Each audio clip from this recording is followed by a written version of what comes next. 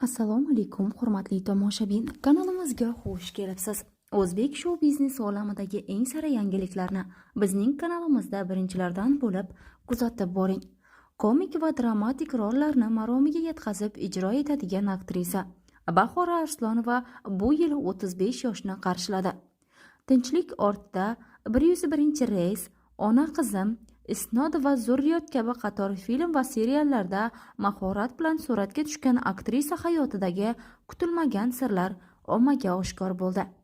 Aktrisa Qurbon ota xonadonda dunyoga kelgan. Tadbirkorning 3 rafiqasi bo'lgan va Bahora Arslonova uning ikkinchi ayolidan tug'ilgan. 3 ta onam borligini hech qachon yashirmaganman. Ular alohida uyda yashasa-da, bayram kunlari bir uyga yig'ilishgan. 3 ta onam har birini yaxshi tanigan. Hatto tuqqan onam bilan uchinchisi bir-biri bilan yaqin dugona bo'lib ketgan. Garchi otam olamdan o'tgan bo'lsa-da, haligacha onalarim bir-biri bilan bordi-keldi qiladi. To'y tantana bo'lsa ham borini o'rtaga tashlaydi. Men ham otamning katta ayolini aya deb ulg'ayganman. Afsuski, u ham erta hayotni tark etdi. Hozir oilaning katta ayasi mening onam. Barcha farzandlar hurmatini joyiga qo'yishadi. Ayrimlar o'ylagandek, otamning o'limidan keyin munosabatlarimiz yomonlashgani yo'q. Aksincha, bir-birimizga bo'lgan munosabatimiz yanada ortgan. Bolaligim juda go'zal o'tgan. Otam rahmatli har birimizga atab yangi tug'ilgan toychoqni taqsimlab berardi. Bolalikdan sho'x bo'lganim uchun akalarim bilan barobar yilqi choptirardim. San'atkor bo'lish fikri esa tasodifan paydo bo'lgan desam ham bo'ladi, deydi aktrisa. Muxlislariga Bahora bo'lib tanilgan aktrisaning asl ismi Gulbahor. Ammo aktrisa o'z ismi bilan emas, taxallus bilan ijod qilishni lozim ko'rgan. Kollejda o'qib yurgan paytim ismi Gul bilan boshlanuvchi qizlar ko'p edi. Shu sababdan ko'pchilik meni Gulbahor emas, shunchaki Bahor deb chaqirishgan. Bu holat institutga kirganimdan keyin ham davom etgan. Bu tanlangan taxallus emas, balki tanish-bilishlarning menga qo'ygan ismi. Qulog'im ham unga o'rganib ketgan. Bahora deyishsa, o'zim sezmagan holda tez reaksiya bildiraman, deydi aktrisa. Aktrisa ilk roli bilan bog'liq voqealarni quyidagicha esladi. Kino olamiga kirib kelishim Fidoyilar seriali bilan boshlangan. Rolga qabul qilinishim ham juda qiziq kechgan. Bitta kadrda 300 ta dubl qilib rejissyor Abduhalil Mignarovning xotirasida qolib ketgan bo'lsam kerak. Bu rolga 300 ga yaqin aktrisalar kasting topshirishgan. O'shalar orasidan Dilnoza Kubayeva, Sevinch Mo'minova va eng so'ngida men saralab olinganman. Baxtimga Dilnoza Kubayeva homilador bo'lgan. Sevinch Mo'minova esa oila qurgan bo'lgan. Xullas, rol menga nasib etgan. Bu rolim uchun bor yo'g'i 600 ming so'm gonorar olganman. Ammo u men uchun nihoyatda qadrli edi. Serialda Shoiraxon obrazini ijro etganman. O'shanda endigina 19 yosh edim. Ammo rolimda 27-28 yoshli shifokor qiz rolini ijro etishim kerak edi. To'g'risi biroz qiyin bo'lgan. Kasalxonalarga borib shifokorlarni kuzatganman. Ular bilan suhbatlashganman. O'zimni kasallikka solganman ham hatto. Chunki ularning ko'z qarashi qanaqa, bemorga qanday qaraydi, qanday muomala qiladi, buni o'rganishim kerak edi. Syomka jarayonlariga kelsak, hatto rejissyorlarda gap ham eshitganman. Yig'lagan vaqtlarim ham ko'p bo'lgan. Bahora Arslonova ilk rolini ijro etgan vaqtda uni ko'pchilik Hoshim Arslonovning qizi deb bilgan. Ammo aktrisaning yaqinlari orasida san'atkorlar yo'q. Hoshim Arslonovning qizimisiz degan savolni ko'pchilikdan eshitganman. Hoshim Arslonov ustozim edi. U kishi bilan 101-reys filmida birga suratga tushganimdan hamisha faxrlanaman. Odatda o'zbek filmlarida bosh rol deganda faqat kelishgan yigit va chiroyli qizni ko'rishga odatlanib qolgandik.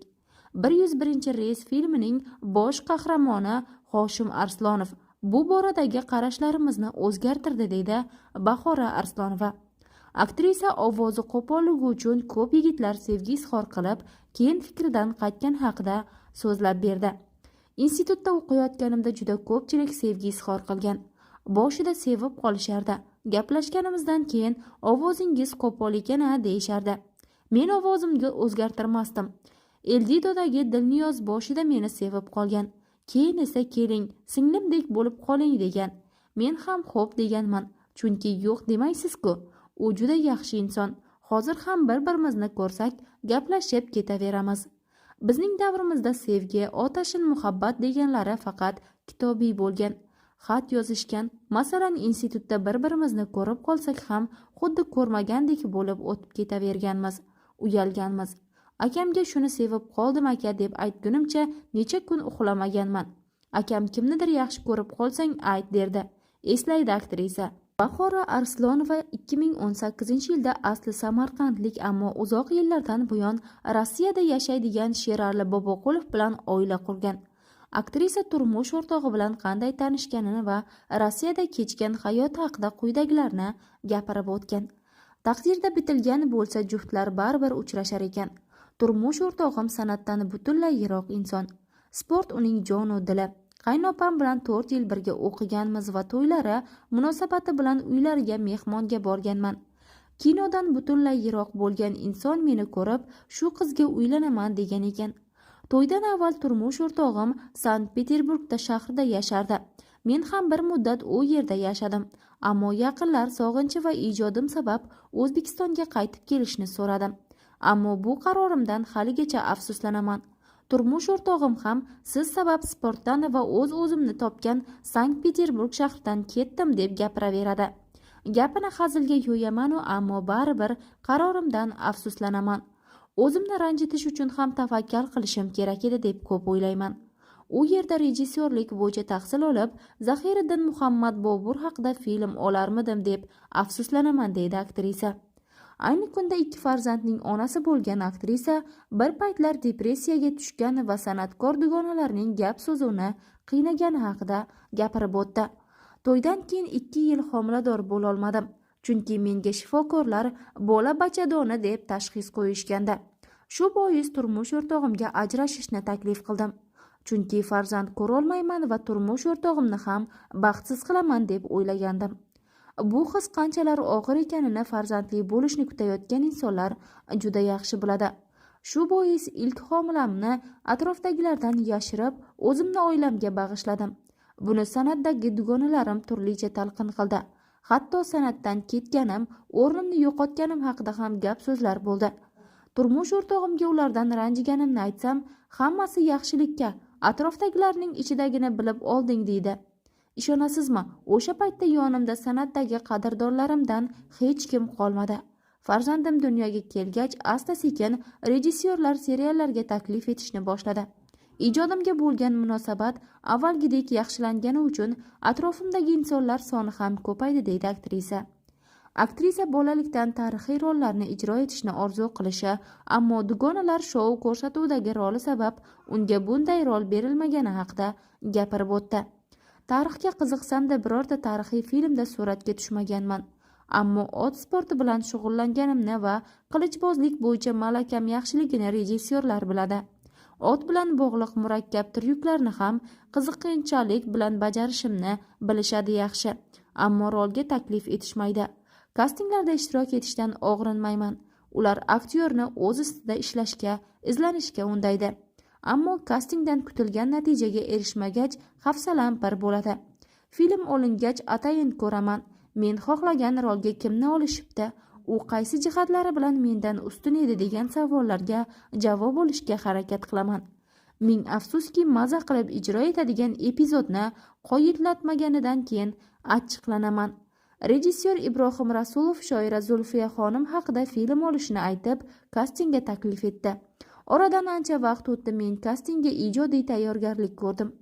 Shoiraning hayoti va ijodini o'rganib, Jizzaxdagi haykalni ham ziyorat qilib keldim. Kastingda eng ta'sirli epizodni ijro etib, maza qildim. Rejissyorga kastingdan o'tmasam ham xabar berib qo'ying degandim. Oradan ancha vaqt o'tib, film suratga olinayotgani haqida eshitdim. Eng yomoni esa o'sha yerda Bahora rolni yaxshi ijro etdi, faqat u dugonalar shou ko'rsatuvida ishtirok etgani uchun uni rolga olmadik deyishibdi. Ko'rsatuv bilan filmning nima bog'liqligi bor deb hayron bo'ldim, deydi aktrisa. Aktrisa otalarga qiziqishi va oilasidagi ot bilan bog'liq an'ana haqida gapirib o'tdi. U qadar kiyim-kechak yoki mol dunyoga qiziqadigan ayol emasman, ammo pul to'plab ot sotib olishni orzu qilaman. Chunki men xarid qilmoqchi bo'lgan ot juda qimmat turadi. Oilamiz an'anasiga ko'ra otam rahmatli har bir farzandiga bittadan toychoq sovg'a qilganda. Uning o'limidan keyin bu ishni akam davom ettiryapti. Ot uyning barakasi hisoblanadi. Kichik akam Turkiyadagi chempionatda ishtirok etayotganda yuragi og'rib qolgan. Qishloqda qolgan ot zovur bo'yida arqoniga bo'g'ilib o'lib qolgan.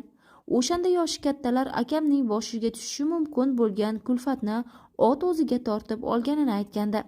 Menga atalgan ot esa biroz e'tiborsizlik va sog'inchdan o'lib qoldi. Afsuski bundan ancha keyin xabar topdim, deydi aktrisa. Aktrisa shaxsiy hayoti bilan bog'liq mish-mishlardan ranjigani haqida gapirib o'tgan. Mish-mishlarning bo'lishi tabiiy, ammo kurakda turmaydigani va kishini ranjitadiganlari ham bor.